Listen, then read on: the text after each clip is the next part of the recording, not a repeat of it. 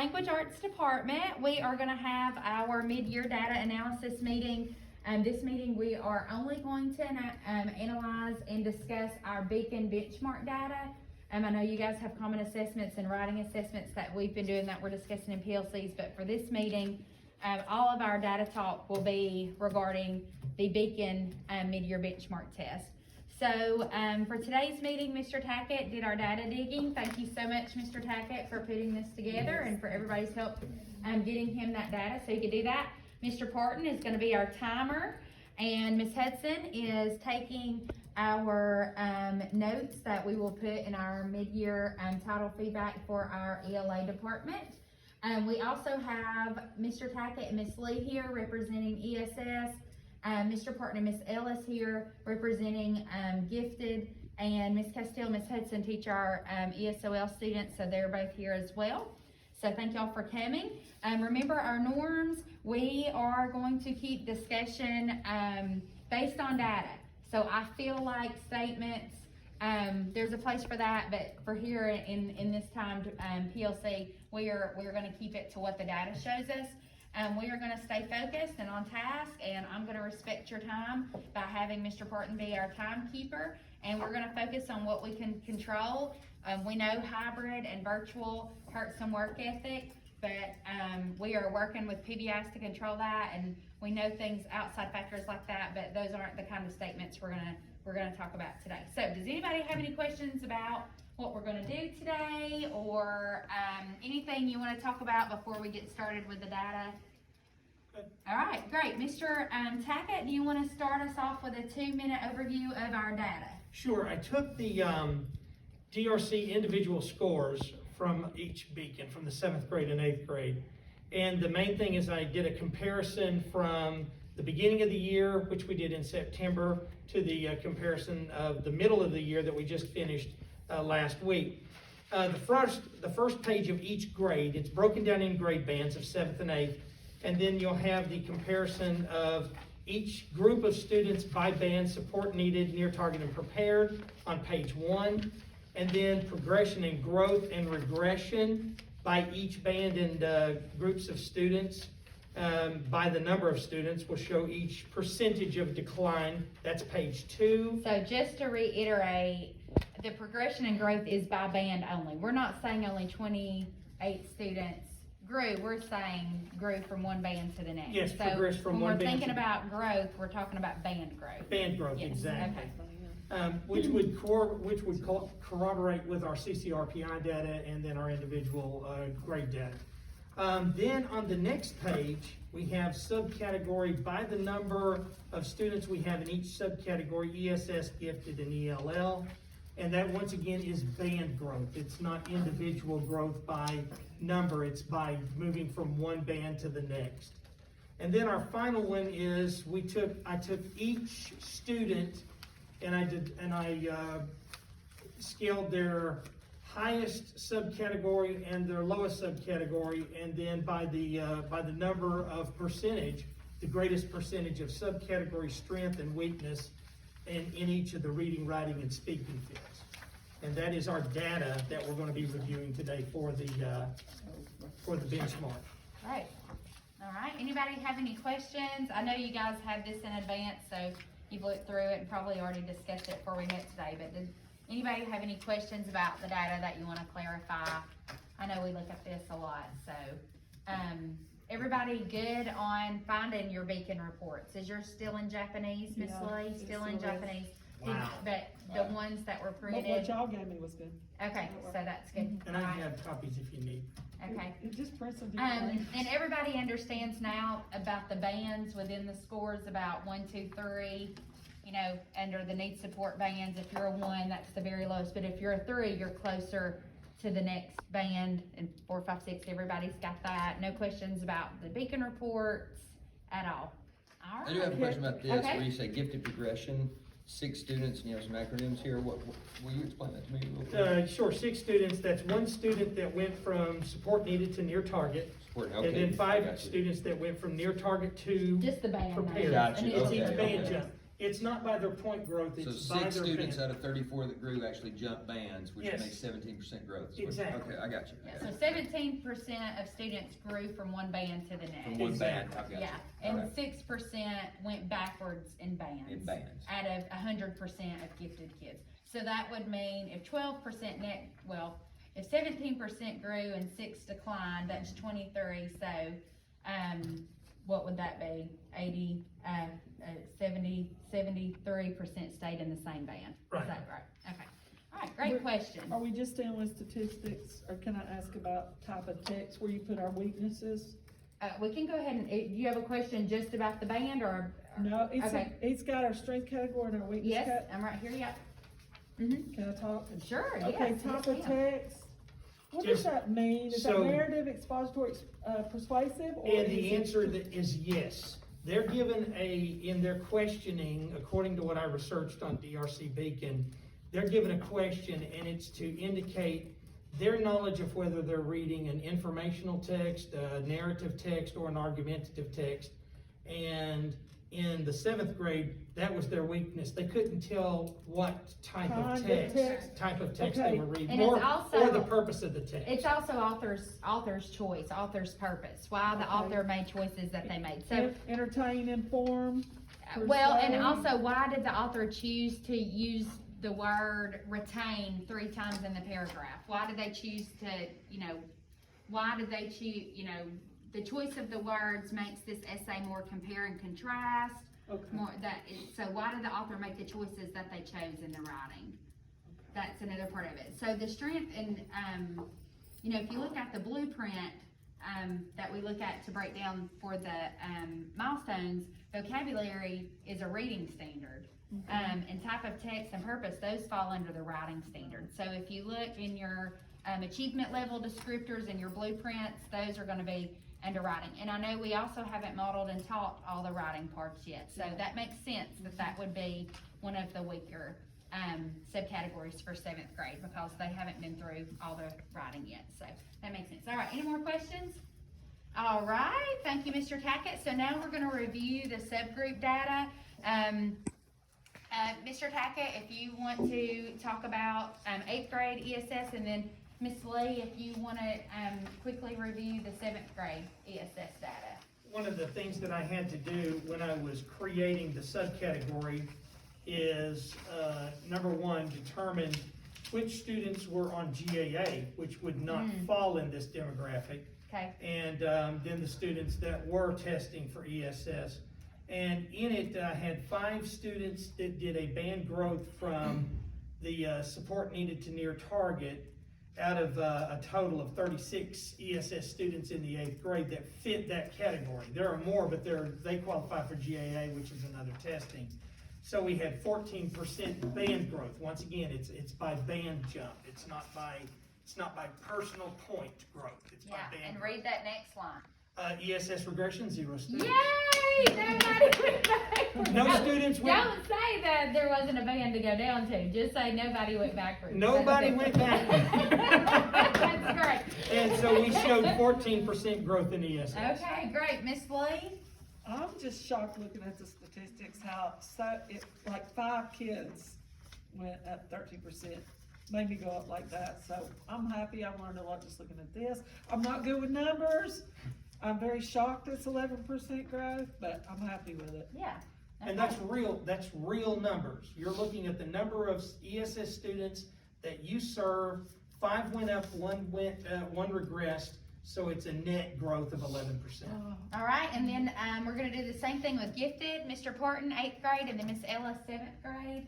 Yeah, gifted progression was 6 students, again, jumping bands, at a 17% growth, and gifted regression is at 2 students at 6% decline, equaling out 12% net growth for Okay. gifted 8th grade. Okay, so ESS and gifted really were about the same for 8th grade in the amount of growth. How about you, Miss Ellis? I don't even wanna talk about it.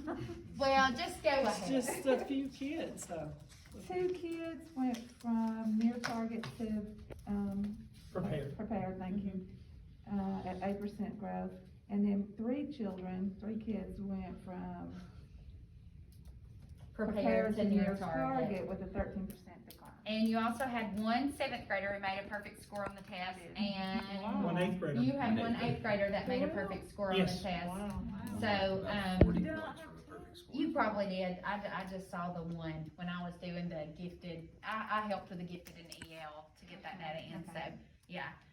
So kudos to them. We probably need to give them a Dr. Pepper and a Twix bar. Absolutely. You know, that's a really rigorous test, and it takes a lot of time. So to have the stamina and, you know, the brilliance to do it is impressive. Okay, and then moving on to EL, Ms. Castile, you'll do 7th grade, and Ms. Hudson, you'll do 8th grade. Okay, so 8th grade EL, we had 2 students that went from support needed to, near target. So that resulted in 9% growth, and we had 1 student that declined. So that represented a 5% decline. So we Okay. had a net growth of 4% out of those 3 students that switched bands. Okay. And for the 7th grade, we had a 0% growth and 2 students that declined to make it a 13% decline and net 13% decline. So if we look at our 3 subgroups that we've targeted, we haven't talked about the difference between, you know, economically disadvantaged, or which 80% of our kids are economically disadvantaged, so it mirrors the school's test scores. We also didn't separate whites and Hispanics, which is our 2 major subgroups, because a lot of our Hispanics are in the EL subcategory, so we just kept it to these 3 for this meeting. But out of the 3 subgroups, our EL kids did not move bands. I mean, there was 2 students, there were 2 students out of 38 that moved out of the lowest band. And we do know that they were taking the access test, and we have been focusing on Lexia and new strategies with them. So, when we get to the how are we gonna move forward from the data, our EL kids really need to be a focus. And since we're on that, I know the next thing we're gonna talk about is strength and weakness subcategory. A lot of the EL students, their weakness, although our overall strength is vocabulary, their weakness was vocabulary. Yeah. They struggle with reading the passages, and we can all agree It's that the that was same a in ours. long reading passage test. Very long, yes. Mhm. Yeah. Okay, so, moving on to trends, Mr. Parton, 5 minutes on trends. We talked about EL being the lowest, subgroup. What other trends did you guys see, when you looked at your own individual data, not just this whole data here, but when you looked at your classes, and just what you were responsible for, what would you say that you saw trend wise? I know, ELS was lowest performing, and the vocabulary was a big deal on those. We talked about that. What other, that's a great, concrete example of what we're looking for. What other trends did you guys see when you looked through your data? So, research skills is what we were talking about. Research skills, Same. 7th Eighth grade, grade, 7th eighth and 8th. Yeah, Yeah, gifted eighth and grade, writing definitely. skills. But you- Writing skills was a overall weakness.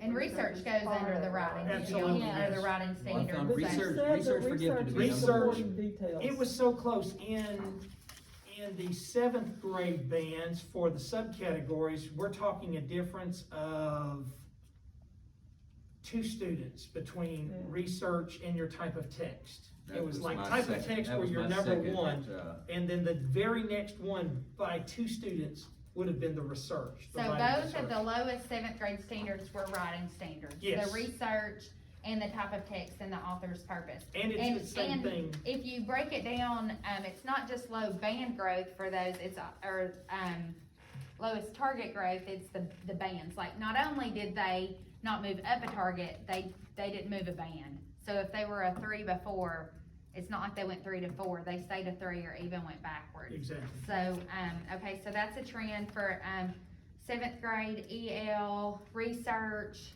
what else did you guys see? That was all of us in research. That was 8th grade as 7th well. and 8th. Yeah, all Seventh of and us. eighth, yeah, that was Okay. my, number 1 for gifted was research, and second, bar none, was text typing purposes. That was Okay. my lowest. So 7th and 8th grade, research And it and, almost flip-flops. What they had as their number 1 weakness was our number 2, and our number 1 was their number 2. okay. So, but 1 and 2 for both, and number 1 for both in strengths is vocabulary Vocabulary. acquisition. By a long shot, it's by a great number. So we're doing something right with the vocabulary How is it acquisition. easy work? And craft and structure was high on 8th grade as well, but I think that's in part to the curriculum. They really stresses craft structure and integration of knowledge. Going back and explaining about the vocabulary, I Yeah. think it's the context clues. We've really focused on them being able to read those context clues and determining that vocabulary from those clues. Okay, And I And think that's, is that strength? okay. Giving us that. And I know this about 8th grade, and I'm pretty sure about this about 7th grade. We hit the ground running with that connotation, denotation. Oh, yeah. I mean, straight out of the chute, we're talking about reading skills from day one. With our curriculum, we skip, unit 2 and go to unit 3 because of the Christmas thing. But unit 2 is where the persuasive argumentative speech is, that's where your research comes into, that's where your citing evidence. And that's where we Where we're at just right now. started. Yeah. We just I started. started that, we need to We'll be switch. Okay, that so back. it sounds like we're done with trends and we're ready to move forward to what's working and where we need to go, which is great because we identified 3 trends. We identified that EL's our lowest performing subgroup, and that you know they need some targeted intervention, which we know we've started a little bit of that already, but we'll work on that in a few minutes. We know that 7th and 8th, the top lowest subcategories that were tested on were the 2 writing standards, research, and text of type and author's purpose. And we know that strengths for both grade levels are vocabulary acquisition. And I just want to throw this out there, talking about those trends.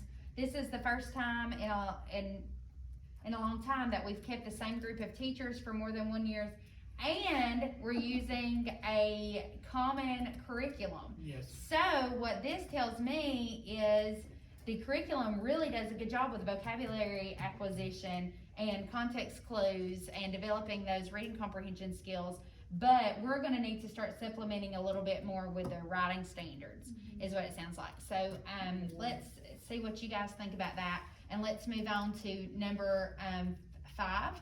How are we gonna meet needs according to data? And then we're gonna go back and do the what's working at the end, because I wanna make sure we spend the most time on where we need to go. So we're gonna go to number 5. So, you guys know the leadership team and the admin team, we've already made a few little things of change, and we're having the 14 minutes Tuesday, Wednesday, Thursday focused intervention time. We'll use the Beacon data to pull small groups and all content. According to our Beacon data, this was the first week of that, and I wanna give us a solid 1 minute to give a little bit of feedback of how we can strengthen that, if we enjoyed it, just any kind of feedback that you have. Let's just take 1 minute and let's hear, since this is our first week doing that. Anybody? More challenging. I wanna tell you this, y'all are doing it. Like, I'm blown away. When I go in there and I'm hearing you read, and then I hear the kids read it back, and I hear the discussions about, context clues and the vocabulary words, and having them go through and circle, and doing the cue read, so many good literacy strategies. So I appreciate you doing it and trying it, because that's the first step, is just buying into something enough to try it. So thank you for doing it. But you need a harder text. Yeah, because we're doing well in vocabulary, so it would be nice for them to be able to. Okay. And Something it, more challenging. Same for my highest group, but honestly, for the other groups, my It- first, second, and third period, it it's fits. helping. It fits. It is, it's It helping. definitely fits my. Same with the It fits. ESS. Yeah. Same with the ESS. I think it's My on gifted target. group needs something a little higher, but the rest of them, Yeah. I was surprised at how Me well it's too. working, honestly, Okay. so. Are Me you guys too. okay if we use something like New Zealand and just went to the highest lit style Yep. and gave you That'd be that? fine. Common lit would be fine? Okay, all and right. you're not gonna believe I'm gonna say this, but with, the 2 lower groups, we're doing it 5 days a week. Yes, Miss I Ferrum told honestly- me. I'm doing it EL for- I two, really great. like That's it, smart. I That's can't believe I'm smart. I saying should've it. done Well, and it does keep a expectation of, this is the way my class is structured, come in and be ready for it. So I like that, and you're welcome to do that. And you're welcome to pull different groups some Monday and We Friday, did, so we everybody did. feels, It's what yeah, we that's for. great. And they didn't even care. I All was right, so well, thank you shocked. for that. The other thing that we already implemented is study hall. And we've been doing that a while, but we did change the last, week. We have not allowed them to leave once they say their work is complete, because we know they're turning things in blank, not doing a very good job because they wanted to go do the pacer run and PE. So we have changed that, so once you're in Study Hall, you're there the whole time. Is there any other new feedback about Study Hall you guys would like to talk about? I think it's working terrific. Great. I mean, that's, Yeah, I love it. Something Kudos. new this year. I think it, and with the hybrid and virtual and coming back, it's really made them accountable to get that work in. So I agree. I like it a lot. Okay, so now let's talk about instructional planning changes.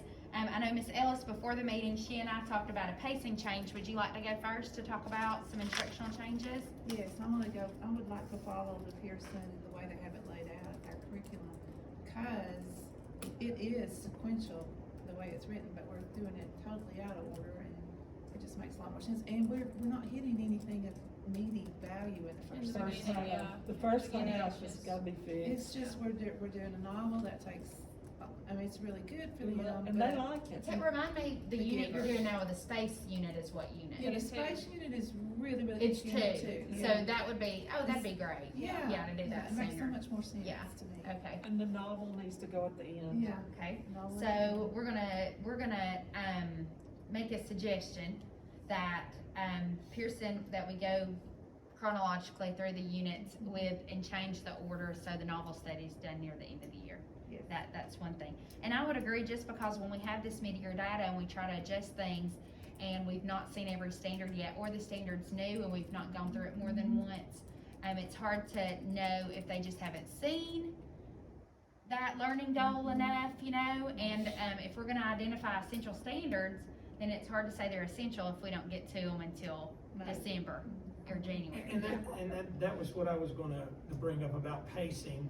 What is your unit one? What is the writing technique? It's just narrative. yeah. It's, okay, it's narrative in unit And they do one. that That's because ours it's too. the That's easier ours one, too. and that's what they've done in 5th and 6th grade, and they focus on in 5th and 6th grade, so they do that to, that's the reasoning But it's behind it. not really the way they're tested. No. the Well, way- that's, and that's what I was and- gonna ask at the table, is that for pacing, since that's what we're on, right here in February, this test was very argumentative, essay hard, or driven, better word.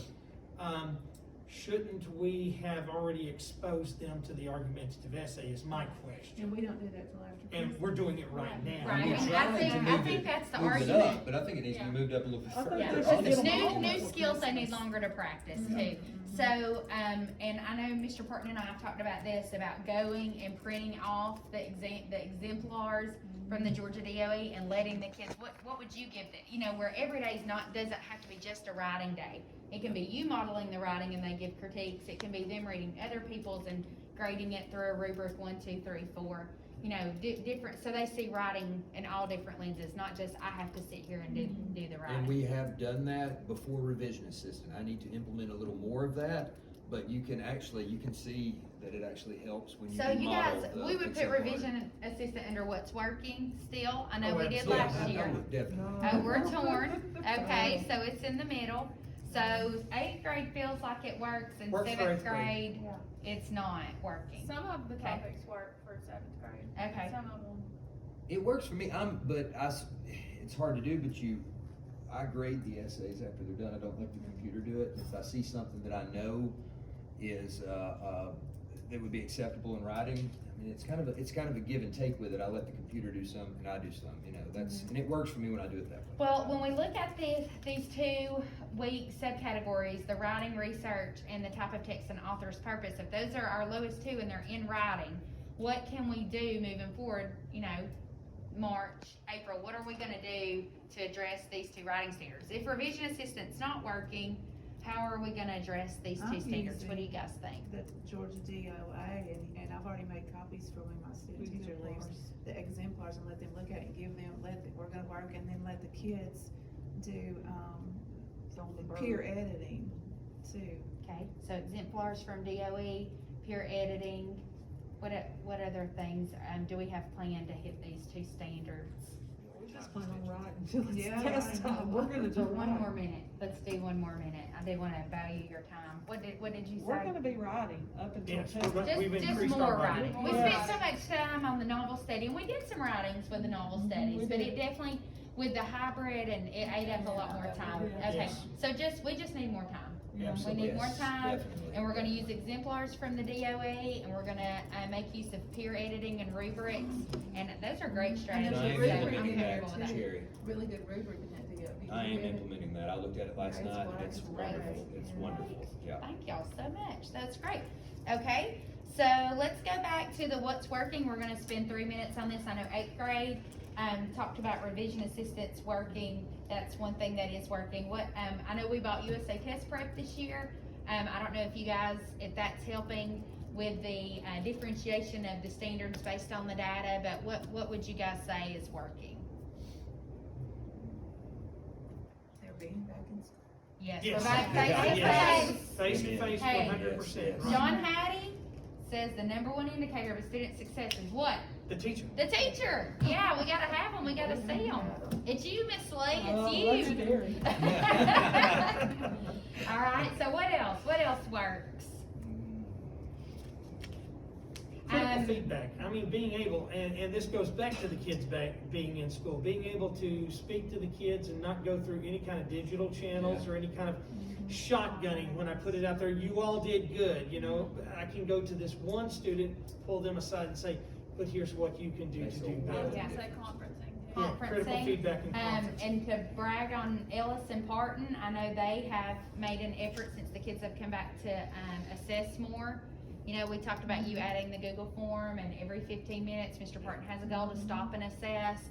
So, you know, just working in those assessment strategies, not forgetting to do, you know, because it's easy to be like, I'm behind, like I'm gonna have to cut some things, but when you cut that assessment, if you don't assess till 90 minutes or 3 days, then you don't even know how far behind they are. So, yeah, I think the It's assessment's a big deal too. That has, more rapid assessment has helped me in my classroom for sure. Yeah. All right, anything else that you guys wanna put, and are we going too fast for you, Miss Hudson? You all good? All right, we got, 8th grade revision assistant, having the kids back face to face, frequent feedback and student conferencing, and, daily assessments. And the small groups. In that's- small groups, yes. Yep. Great. Okay, all right, so we have reviewed our data for the latest Beacon test. We have looked at our subgroups. We have noted that vocabulary acquisition. We're doing a great job this year with context clues and learning vocabulary through reading comprehension, and that's thanks to our curriculum that we're using and also good teaching. And we've talked about our 2 weakest areas are the type of text, author's purpose, and the writing research, those writing standards. And in discussing those trends, we've noted that 8th grade revision assistant is helping with 8th grade writing. We're gonna have to add to the 7th grade writing, but we have a plan for that through the Georgia DOE. Face-to-face instruction with teacher feedback and student conferencing. We're gonna assess, and we're gonna continue using those small groups. And then moving forward to meet those 2 week subcategories, we are going to find some harder text for our gifted kids to make sure that they have enough rigor to move them up a band. We're gonna use those exemplars from the Georgia DOE as a ELA team, and we are gonna do more peer editing along with the rubrics that we have. And we are gonna ask for next year for a curriculum, for the pacing change to match the curriculum and the units that it's given to us. And that would mean the novel study would go at the end, and we're also gonna move our narrative writing to the end. And we're gonna look at some changes with the 7th grade revision assistant. So we have some goals to fix some things before our next test, which is the Georgia milestones that we now know we're gonna have. And we also have some goals for next school year to work through. So that helps with Title I and the whole ELA process. Is there anything anybody would like to know or add before we leave today? There's always one person with a question. I'm trying to keep my mouth shut. End of year benchmark. Yes. What we were told by the district last year, we did maps only twice because, the year got cut short. And this year, the goal was to do Beacon a 3rd time, only if we didn't have milestones. So now So with milestones in place, milestones we will don't be wanna the take year. class time, so milestones will be the summative assessment. for Awesome, the year. that's Yeah. great, that's Yeah. good, that gives me more time to plan. All right, thank y'all so much, I appreciate you.